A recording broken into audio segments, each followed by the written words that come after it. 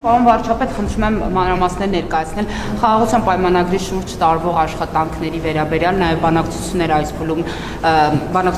հիմա ինչ փուլում են գտնվում, ինչ մակարդակի վրա են։ Տեսեք, տարբեր ժամկետներ են շրջանառվում, այդ թվում նաև ադրբեջանական լրատվամիջոցներում, թե հնարավոր է խաղաղության պայմանագրի բուն ստորագրումը, վերջնական ստորագրումը տեղի ունենա ապրիլ-մայիս ամիսին։ Եվ Հայաստանում էլ անգամ ձեր ընդդիմախոսները, ընդդիմադիր ներկայացուցիչները նշում են, թե եթե այդպես լինի, ապա դա լինելու է իշխանության հերթական նախընտրական PR ակցիան։ Խնդրում եմ սրա հետ կապված մանրամասներ մի փոքր ներկայացնել։ Գիտեք ինչ, եթե դուք ինձ 2025 թվականի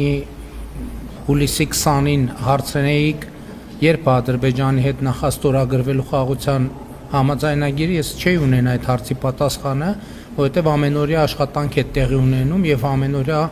աշխատանքը չեմ կարող ասել ինչքան կտևի։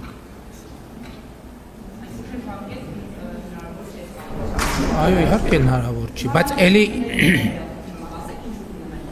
հիմա բանակցությունները, դե գիտեք, հիմա ես նախկինում էլ ասել եմ, առիթ ունեցել եմ ասելու, որ կարծես թե տնտեսական օրակարգը վազանցում է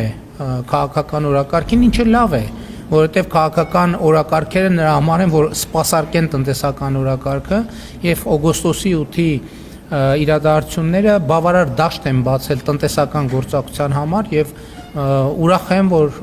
Հայաստանի եւ Ադրբեջանի միջեւ երկկողմ այսինքն առևտրաշրջանառություն է ձևավորվում, հույս ունենամ հնարավորինս շուտ նաև ոչ միայն Ադրբեջանից ապրանքներ կներմուծենք, այլև Հայաստանից ապրանքներ կարտահանվեն Ադրբեջան։